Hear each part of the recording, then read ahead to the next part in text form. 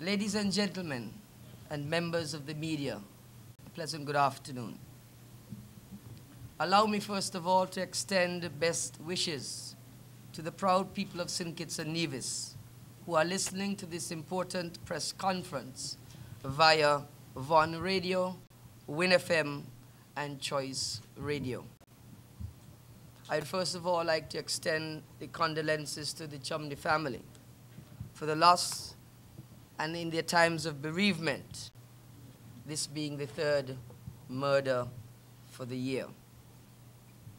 It is unfortunate that due to strict government controls by the Prime Minister, we as citizens are not allowed to broadcast this presentation on our own ZIZ radio station that is paid for by the taxpayers of this country. It is unfortunate that after 26 years of independence, the Labour government is still stuck in the old ways of dictators who feel that the best way to control their citizens is to stifle the opinions in the media. As you may be aware, our party is barred from advertising and using ZIZ, not even to send a Christmas message or New Year's greetings. However, with the help of God and the people of St. Kitts and Nevis, the spirit of change will soon put such practices behind us. Monday, 25th January, will be a pivotal day in the history of this country that was so proudly led into independence in 1983 by our first Prime Minister, Dr. Sir Kennedy Alphonse Simmons. When the new national flag was raised into the night sky 2 decades ago, the heavens opened with a blessing for the nation that signaled that God was in the midst, providing guidance for our future and offering hope and goodwill to all our citizens. It was a moment that showed peace, joy, unity, and a promise for tomorrow. But unfortunately, my fellow citizens, members of the media, that promise for a brighter day, that hope for the future, has been threatened by the style of governance that is being provided by our current Prime Minister and his Labour administration. Not only have we seen the highest national debt, record crime and violence, high cost of living, the sellout of our best lands, and a worsening situation in our schools and hospitals, but we have also witnessed the dangerous paths and desperate tactics that this government is undertaking as it tries to hold on to power, even though the people are crying out that it is time for a change. Our reliable sources and friends within the government,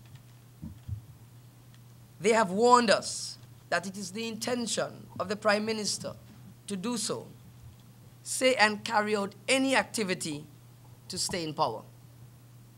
Our source has further cautioned that the Prime Minister has angrily told his advisors and colleagues that he will empty the treasury and spend more millions of taxpayers' dollars if it means keeping Pam out of power. It has also been brought to our attention by sources within the government who wish to disassociate themselves from certain actions and activities of Denzel Douglas, that the Labour government has vowed that they are not coming out of office and they are not giving up any power to the People's Action Movement, and they do not care if the people want change. They have told us to be careful, especially with our personal safety. And though we have stepped up our security and our intelligence gathering, we are not afraid, because as my mother always said, if God is for us, who can be against us?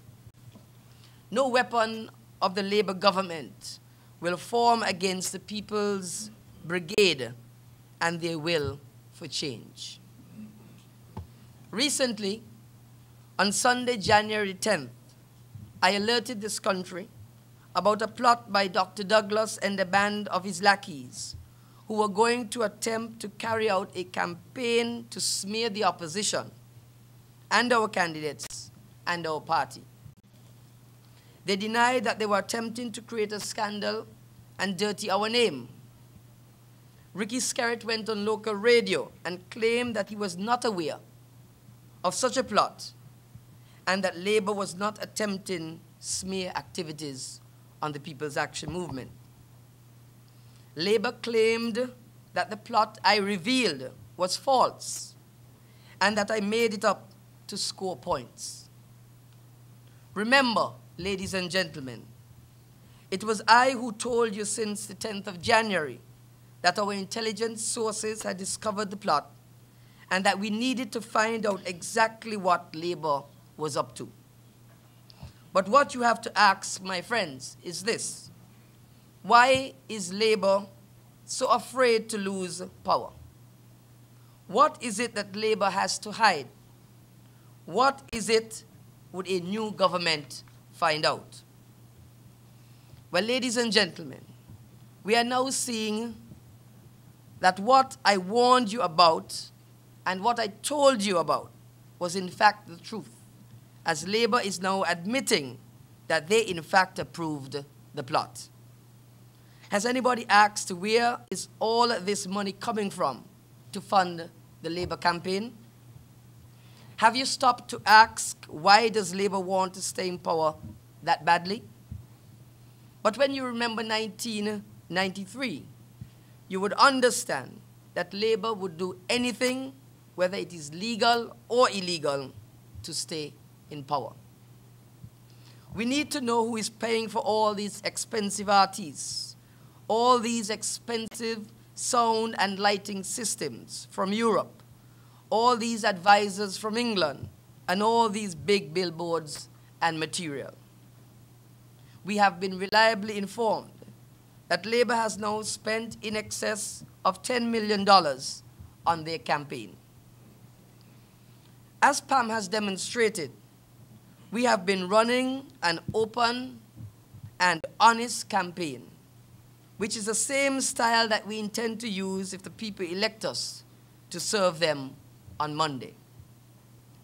On the other hand, we have been asking the Prime Minister for over a week to explain his relations and interests in Lex Consulting LLC, and he continues to refuse to provide the people with an explanation.